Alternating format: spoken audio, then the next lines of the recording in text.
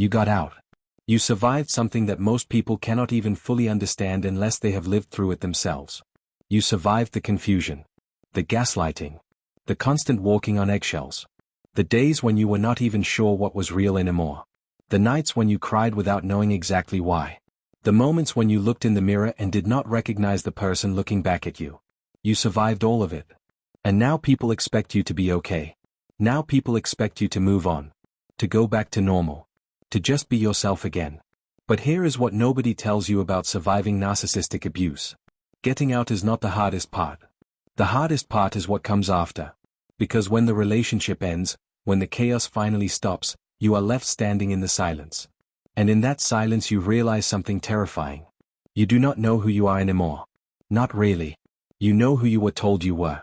You know the version of yourself that was shaped by their criticism, their approval, their moods, their needs, their version of reality. But the real you, the person you were before all of this began, that person feels distant. Blurry. Like trying to remember a dream that keeps slipping away. This is not weakness. This is not failure. This is the natural psychological result of what you went through. And today we are going to talk about something that most healing content never addresses. Not how to leave. Not how to recognize the signs. Not how to go no contact. Today we are going to talk about what happens after all of that. The aftermath of healing. And the step-by-step psychological process of rebuilding an identity that was systematically dismantled by someone who needed you to be small so they could feel powerful. To understand where we are going, we need to understand where we have been. Narcissistic abuse is not like other forms of emotional pain. It is not a single wound that you can treat and recover from. It is a slow and deliberate erosion. A drip-by-drip destruction of the very foundation of who you are. It starts subtly. So subtly that most people cannot point to the exact moment it began. Maybe it was the first time they criticized something small about you and you changed yourself to avoid the discomfort. Maybe it was the first time you swallowed an opinion because you were afraid of how they would react. Maybe it was the first time you felt responsible for their emotions and started organizing your entire day around managing their mood. These moments seem small. But they are not small. Each one is a tiny withdrawal from the bank of your identity. A small piece of yourself that you gave away to keep the peace. To keep them happy. To keep the relationship alive. And over time those small withdrawals added up. Until one day you woke up and the account was empty. That is what narcissistic abuse does. It does not destroy you in one dramatic moment. It bankrupts you slowly. Quietly. In ways you barely even notice until there is almost nothing left. And now that you are out, you are looking at that empty account and wondering how you are ever going to fill it back up again. The answer is that you do. You absolutely can. But it is not a quick process and it is not a straight line.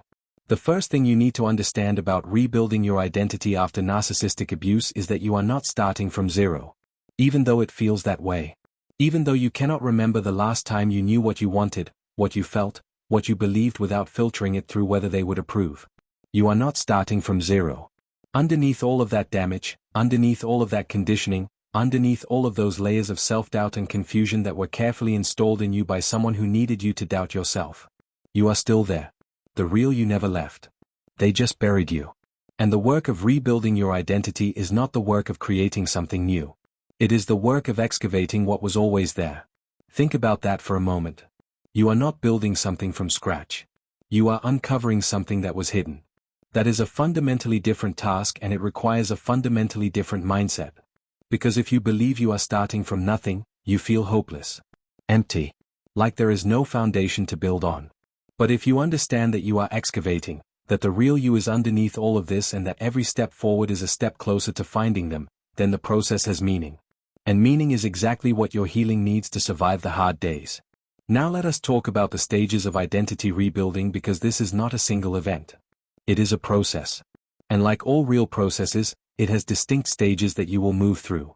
The first stage is what I call the disorientation stage. This is the period immediately after the relationship ends or the period when you first truly recognize the abuse for what it was. In this stage everything feels surreal. The constant drama, the chaos, the emotional intensity of the narcissistic relationship, even though it was painful, it was also consuming. It took up all the space in your mind. It required all of your energy, all of your attention, all of your focus. And now that it is gone, now that the chaos has stopped, there is this vast, uncomfortable emptiness where all of that used to be. Many survivors describe this as feeling more lost after leaving than they did during the relationship. And that makes complete sense psychologically. During the relationship, you had a role. You were the caretaker, the peacekeeper, the emotional regulator, the person who managed their feelings so they would not explode, the person who walked on eggshells to keep things stable. That role consumed you. But it also gave your days a kind of terrible structure. Now that the role is gone, you are left asking a question that should be simple but suddenly feels impossible. What do I do now? Who am I when there is nobody to manage? Nobody to please? Nobody whose approval I am desperately trying to win? The disorientation stage is uncomfortable, but it is also necessary. Because the emptiness you feel in this stage is not just pain. It is also space. It is the first time in a long time that there is room for you in your own life. And even though it is terrifying, it is also the very beginning of your recovery. The most important thing to do in the disorientation stage is to resist the urge to fill the emptiness immediately. Every instinct tells you to find something to replace what you lost. A new relationship. A new obsession. A new project to throw yourself into so you do not have to sit in the silence. Resist that. The silence is where the real healing begins. Not because suffering is good, but because the silence is the first place where your own thoughts, your own feelings, your own instincts can finally be heard without someone else's voice drowning them out. Sit in the silence even when it is uncomfortable. Especially when it is uncomfortable.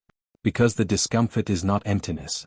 The discomfort is you beginning to feel yourself again. The second stage is what I call the grief stage. And here is where many survivors get stuck. Because grief after narcissistic abuse is complicated in a way that grief after other losses is not. When someone we love dies, we grieve the person. We grieve what we had with them. We grieve the future we imagined together. But when we leave a narcissistic relationship, we grieve something more complex. We grieve the person we thought they were. The relationship we thought we had. The love we thought was real. We grieve the version of ourselves that walked into that relationship. The trust we had. The openness. The belief that people could be taken at face value. And we grieve something that is perhaps the most painful of all. We grieve the years. The years we spent trying. The years we spent hoping they would change. The years we spent giving and giving and giving to someone who was taking everything and giving almost nothing real in return. The grief of that time, of those years you cannot get back, is one of the heaviest things a survivor carries. And the world does not always make it easy to grieve this kind of loss. Because people on the outside see that the person who hurt you was not good for you. And so they expect you to feel relieved. They expect you to feel free. And part of you does. But another part of you is grieving. And both of those things can be true at the same time. You can be glad you got out and devastated that you had to. You can be relieved that the chaos is over and heartbroken over what you thought you had. You can know intellectually that they did not love you the way you deserved and still feel the absence of them like a wound in your chest. All of that is allowed. All of that is human. The grief stage cannot be rushed. But it can be navigated. The key to moving through grief after narcissistic abuse is to grieve what was real, not what you imagined. Grieve the real loss. The years. The trust. The version of yourself that was slowly dismantled. Grieve the relationship that should have been safe but was not. But be careful about grieving the person who never existed. Because the person you fell in love with, the charming, attentive, loving person from the beginning of the relationship, that person was a performance. A carefully constructed persona designed to draw you in. The real person was the one who emerged later. The one who criticized you. Manipulated you. Gaslighted you. Controlled you. When you grieve the person from the beginning, you are grieving a fiction. And you cannot heal from grief that is built on something that was never real. So allow yourself to grieve the real losses fully and deeply. And gently, compassionately, remind yourself that the love story you thought you were living was not the story that was actually happening. That is not a cruel truth. That is a liberating one. Because it means the love you felt was real. It was your love, your heart, your capacity for depth and connection. None of that was fake. None of that was wrong. The only thing that was fake was their part. And that is their loss. Not yours. The third stage is the stage of deconstruction. And this is the stage where the real identity work begins. In this stage you start to ask questions that may feel uncomfortable or even disorienting. What do I actually believe? Not what I was told to believe. Not what I agreed with to keep the peace. What do I actually think? What do I actually like? Not what I learned to like because they approved of it. Not what I stopped liking because they mocked it. What genuinely brings me joy? What are my actual values? Not the values I perform to earn their approval. Not the standards I abandoned because maintaining them made me difficult. My actual, deep, non-negotiable values. Who do I want to be? Not the version of myself they demanded. Not the shrunken, quieter, smaller version of myself I became to survive the relationship. But who do I actually want to be in this life? These are enormous questions. And after narcissistic abuse, they are also deeply challenging ones because you have spent so long organizing your inner world around another person's preferences that your own preferences feel unfamiliar. Maybe even selfish. You have been trained to feel guilty for having needs. Trained to feel difficult for having standards.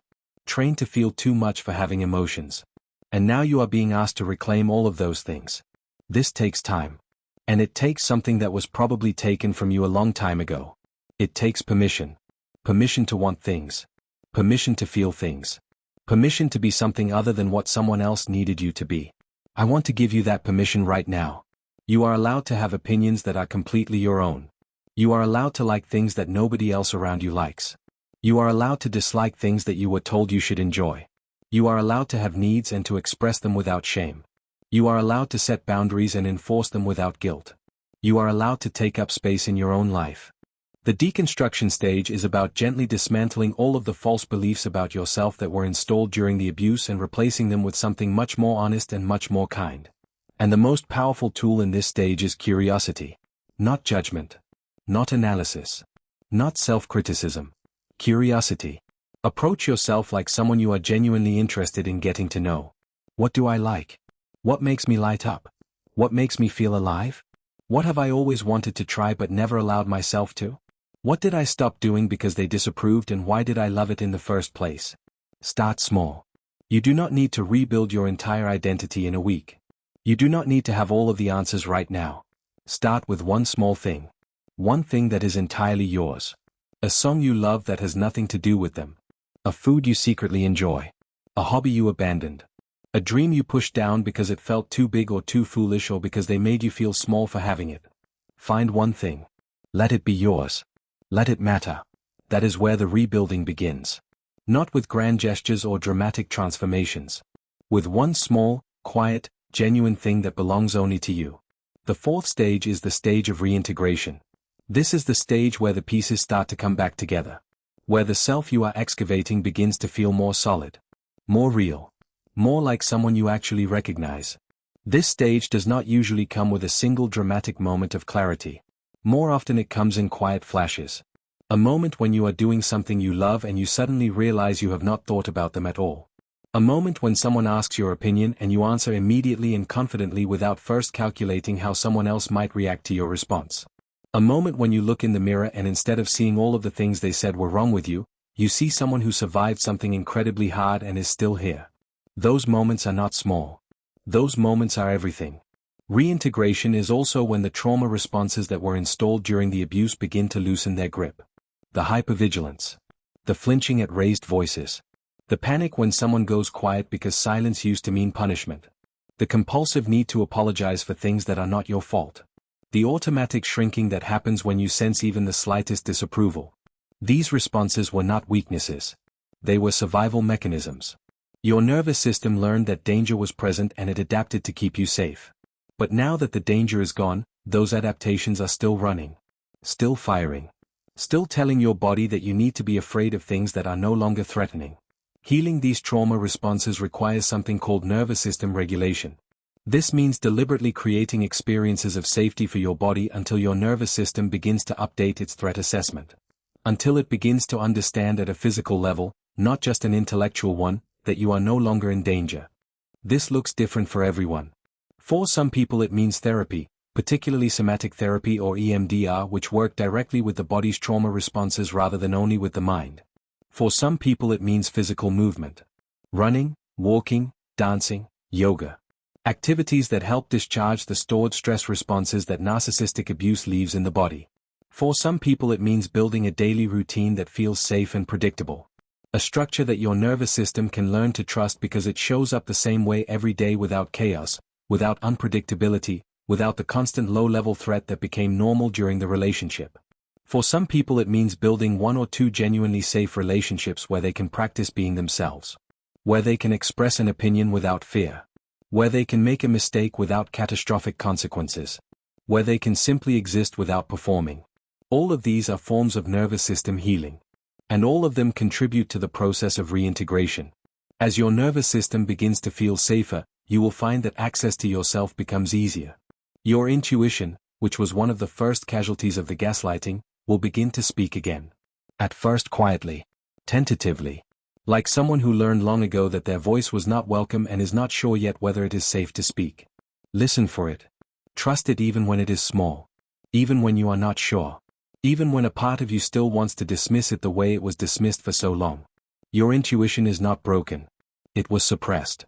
And every time you listen to it, every time you honor what it is telling you, you are rebuilding the connection to yourself that was severed during the abuse. The fifth stage is what I call the emergence stage. This is the stage where the person you are becoming starts to feel more real than the person you were during the relationship. And this stage is remarkable because it brings something with it that most survivors did not expect. Strength. Not the brittle, performed strength of someone trying to seem okay. Not the exhausted strength of someone who survived by sheer willpower. Real strength. The kind of strength that can only be built by going through something genuinely hard and coming out the other side. The kind of strength that knows what it can survive because it has already survived it. The kind of strength that cannot be manipulated the same way again because now you can see the tactics. You know the playbook. You recognize the patterns before they have a chance to take hold. This strength changes the way you move through the world. You begin to trust yourself in ways you have not trusted yourself in a long time. You begin to set boundaries not from anger or defensiveness but from a quiet, steady understanding of your own worth. You begin to attract different relationships because you are showing up differently. Not from a place of seeking approval. Not from a place of fear of rejection. But from a place of genuine self-knowledge and self-respect. The emergence stage is also when many survivors discover something unexpected. They discover that what they went through, as painful as it was, gave them something. Not that the abuse was good. Not that it was justified. Not that anyone deserved what happened to them. But that inside of that experience, buried in the wreckage of it, there were gifts they did not ask for and did not want but received anyway. A depth of empathy that most people never develop. The ability to read a room, to sense the energy in a relationship, to notice the subtle dynamics that most people walk right past. A clarity about what really matters. About what love should feel like. About what a real relationship looks like. About what they will never settle for again. A relationship with themselves that is deeper and more honest than anything they had before the relationship. Because before the relationship, they perhaps took themselves for granted. They did not know what they were made of. They had not yet been tested. Now they know. And that knowledge, as painful as it was to acquire, is theirs forever. The sixth stage, the stage I want to leave you with, is the stage of becoming. Because identity after narcissistic abuse is not about returning to who you were before. It is about becoming someone new. Someone who has the best of who you were, recovered and reclaimed and restored. And something additional. Something forged in the fire of what you survived. A wisdom. A groundedness. A compassion for yourself and for others who are suffering that did not exist before in quite the same way. You are not going back to who you were. You are becoming who you were always capable of being. And the path to that person runs directly through everything you have already survived. You did not go through all of this for nothing. The pain had a purpose, even if you did not choose it. The breaking had a direction, even if you could not see it at the time. You are being rebuilt. Not by someone else's design this time.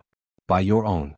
And the person you are building, the person you are excavating from underneath all of the damage and the doubt and the carefully installed beliefs that you were not enough, not worthy, not lovable. That person is extraordinary. Not in spite of what they survived. Because of it.